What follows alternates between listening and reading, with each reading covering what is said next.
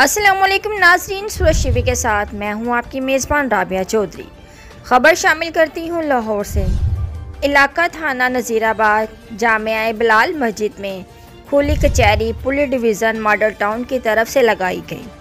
وزیر اعلیٰ پنجاب کے حکم کے مطابق آئی جی پنجاب ڈویژن کے مطابق سی سی پی او Lahore Bilal Siddique Miana, D I G Faisal Kamran, S S P Akhlaq Ullah Tarar, D S P garden town Sarwar Awan, S H O Nazir Abad Furqan Mahmood Rehmani اور صدر قائد اعظم پریس کلب چودھری عرفان شوکت لوگوں کے مسئلے مسائل نماز جمعہ کے بعد فوری حل کرواتے ہوئے، جس پر عوام نے تمام پولیس افسران کا شکریہ ادا کیا۔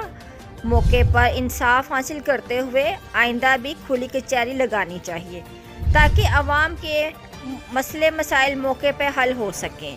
مزید خبریں دیکھنے کے لیے سورج ٹی وی کو لائک، شیئر، سبسکرائب کریں۔